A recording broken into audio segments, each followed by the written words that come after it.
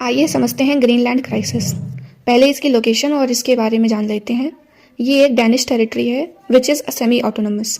Danish here means Denmark and it is located between north America and Europe. ये Europe और north America के बीच में situated है। अब इसमें क्या क्राइसिस है? यूएसए का प्रेशर आ रहा है। प्रेशर इसलिए आ रहा है कि they want to secure permanent access and control over it. Why?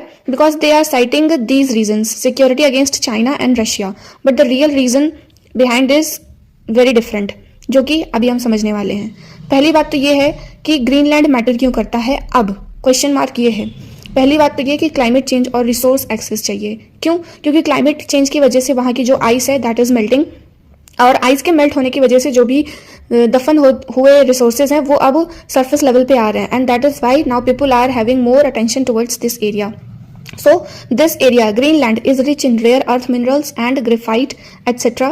as well as critical minerals, जो कि important है आज की टेक्नोलॉजी के लिए, जैसे कि हमारी AI टेक्नोलॉजी है या हमारे अदर ग्रीन टेक्नोलॉजी रिलेटेड जो भी डेवलपमेंट्स हैं उनके लिए ये सारे रिसोर्सेज बहुत ज़्यादा इंपॉर्टेंट हैं. Now melting ice also opens new shipping lens, क्योंकि जब आइस मेल्ट हो रही that is converting into ocean and it is now making up new shipping lens which is shortening the trade route between Asia and Europe, जिससे कि trade में भी बहुत ज़्यादा आसानी होने वाली है. अब इस चीज़ में डेनमार्क का स्टांस ये है कि Greenland is not for sale. Denmark ने ऐसा बोल रखा है. And the Greenlands local government has also released crisis preparedness guidelines because they know America can do anything. Very recently Venezuela का एक एग्जाम्पल है. So they have also released some guidelines related to it. Now we as an Indian should understand कि हमारे भारत का क्या stand है इस चीज़ में.